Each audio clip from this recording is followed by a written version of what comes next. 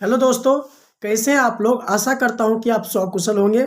आज हम इस वीडियो में बात करने वाले हैं कि जितने भी डिप्लोमा या बीटेक कर रहे हैं स्टूडेंट हैं या आप पास हो चुके हैं, तो आप फर्दर आप यदि आपका ब्रांच सिविल, इलेक्ट्रिकल और मैकेनिकल है तो आप कभी ना कभी एसएससी जेईई के पीछे जरूर जाइएगा। और एसएससी जेईई इतना फेमस क्यों है? क्योंकि ये जो है कैंडिडेट को चैलेंज देता है। अदर एग्जामिनेशन के कंपेयर में ये ज़्यादा चैलेंजिंग होता है, इसलिए ये इतना फेमस भी रहता है। तो अब आप सोच रहे होंगे कि अभी मैं फ्रेशर कैंडिडेट हूँ और किस प्रकार से मैं अपना प्रिपरेशन स्टार्ट करूँ कि मेरा एसएससी जेईई क्रैक हो जाए। क्योंकि इसमें आप देखते हुए बहुत सारे सब्जेक्ट्स का कंपोजिशन होता है, जिसमें पेपर 1 की बात करें तो इसमें आपको जनरल अवेयरनेस, जनरल इंटेलिजेंस और प्लस में टेक्निकल रहता है। और पेपर 1 जो होता है 200 मार्क्स का होता है, जिसमें 1/4 का निगेटिव मार्किंग भी शामिल होता है, जिसमें 2 घंटा का आपको समय दिया जाता है। अब आप सोचिए, जैसे सीजीएल या सीएचएसएल में आपको 1 घंटा में 100 क्वेश्चन डील करने होते हैं, इसी प्रकार से यहाँ पर भी है 2 घंटा और 200 क्वेश्चन। मतलब काफ़ी ये एग्जामिनेशन चैलेंजिंग हो जाता है।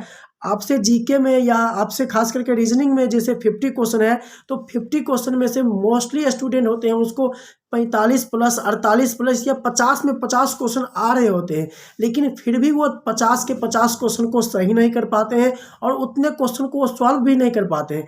यदि ये वो रीजनिंग पर ही फोकस करते रह जाएंगे तो उनका टेक्निकल छूट जाएगा, जीके छूट जाएगा, क्योंकि वहाँ पर समय का काफ़ी मायने रहता है। मतलब ओवरऑल बात करें तो आपको वहाँ पर समय गंवाना नहीं होता है, फिर भी आपके पास आते हुए भी क्वेश्चन छूट जाते हैं। इसलिए एग्जामिनेशन काफ़ी चैलेंज। सोच रहे होंगे कि हम किस प्रकार से अपना प्रिपरेशन स्टार्ट करें, इतना चैलेंजिंग है तो हम इस चैलेंज को किस प्रकार से स्वीकार करें। तो सबसे पहले मैं बात करूँ, टेक्निकल जो पोर्शन है, आप 3 साल या 4 साल अपने डिग्री में पढ़े होंगे, तो आपका जो टेक्निकल पर ज़्यादा पकड़ होता है। ओवरऑल जो जितने भी कैंडिडेट्स होते हैं सभी का टेक्निकल बेसिक बहुत ही अच्छा ही रहता है, और जिनका बेसिक उतना अच्छा नहीं है वो बुक्स पढ़ करके आप या किसी भी ऑनलाइन कोचिंग को ज्वाइन करके या ऑफलाइन कोचिंग को ज्वाइन करके आप स्ट्रॉन्ग कर सकते हैं। क्योंकि आप देखिए टेक्निकल में जो 100 क्वेश्चन पेपर 1 में पूछे जाते हैं, उसमें से कई सारे ऐसे स्टूडेंट होते हैं मैक्सिमम में 80 प्लस, 90 प्लस और कहीं कहीं कहीं पर आपको 95 प्लस मार्क्स गेन करते हैं। अब जो कंपटीशन बचता है ओनली और ओनली नॉन टेक के पीछे, और नॉन टेक में सबसे ज़्यादा जो कंपटीशन रहता है जीके और जीएस में। यदि आप इस पोर्शन को स्ट्रॉन्ग कर लेते हैं तो आपका सारा जो पूरा पेपर 1 का पोर्शन है काफ़ी स्ट्रॉन्ग हो जाएगा।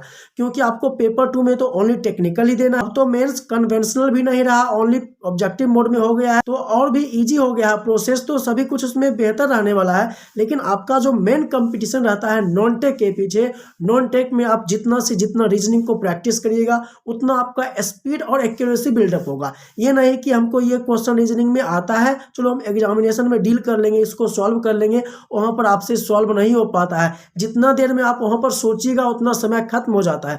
यदि आप उस क्वेश्चन को पहले ही सॉल्व करके रखे रहेंगे, पहले से ही उसको सॉल्व करते रहेंगे, जैसे मान लीजिए सीटिंग अरेंजमेंट है, कोई पजल है, फिलिंग ब्लैंक्स है, यदि आप उस सारे क्वेश्चन को पहले से ही डीलिंग करते रहेंगे, ब्लड रिलेशन का क्वेश्चन कभी कभी इतना पेचीदा आ जाता है तो वहाँ पर समझ ही नहीं आता क्या करें, 2-4 मिनट एक एक क्वेश्चन पर लग जाते हैं। लेकिन जब आप यहाँ पर सॉल्व कर लेते हैं तो आपको आइडिया आ जाता है कि हमें किस प्रकार के क्वेश्चन में किस प्रकार से ट्रिक को लगाना है या कहाँ पर किस प्रकार का अप्रोच हमें डील करना होता है। और बात रही जीके जीएस का, तो जीके जीएस में आपको मैं सिंपल सा बताऊं तो आप सबसे पहले प्रीवियस ईयर क्वेश्चन को लगाए हैं, उसके साथ आपके पास जो सिंपल सा लूसेंट का बुक हर किसी के पास होता है, उस लूसेंट के बुक को आप 4 बार 5 बार जितना बार हो सके उसको थ्रोली एक बार पढ़ लीजिए, फिर से उसको पढ़िए, बार बार पढ़ते रहिए। और इससे बाहर बहुत ही कम क्वेश्चन होते हैं, मैक्सिमम से मैक्सिमम क्वेश्चन होते हैं यहीं से पूछा जाता है। जीके जो होता है लूसेंट के बुक से ही आपको मिल जाएंगे, और कुछ बहुत जो क्वेश्चन होते हैं अदर अदर उसमें मेंशन नहीं है तो कहीं से भी पूछ लिया जाता है,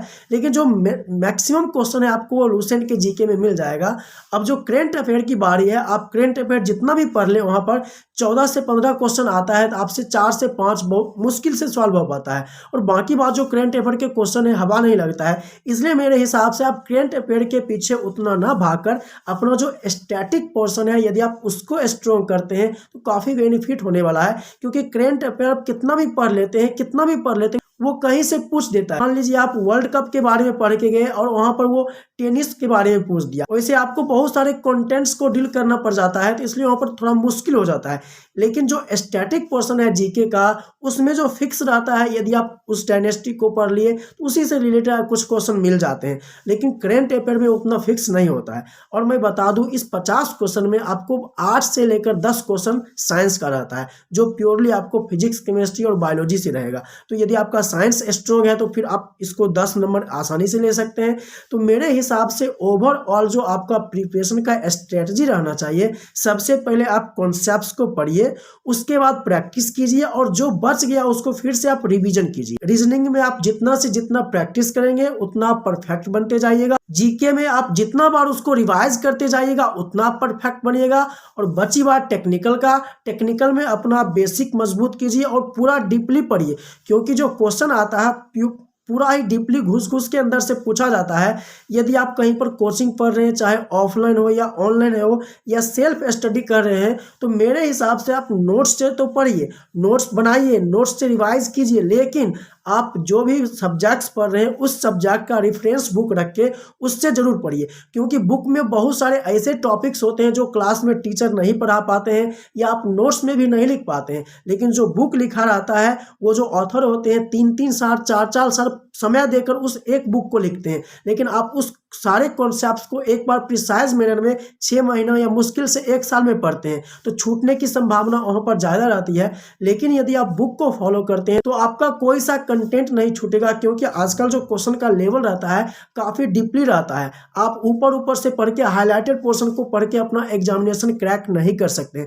जब तक आप पेपर को एनालिसिस नहीं करिएगा, बुक के अंदर नहीं झांकिएगा, तब तक आपका पेपर नहीं निकलने वाला है। तो यदि आप एसएससी जेईई का प्रिपरेशन करना चाहते हैं, फ्रेशर कैंडिडेट हैं, डिप्लोमा बीटेक कर रहे हैं या कर चुके हैं और आपका फर्स्ट अटेम्प्ट है, तो मेरे हिसाब से अभी से ही आप लग जाइए, क्योंकि अभी से आपका 6 महीना ओनली एग्जामिनेशन का बचा हुआ है।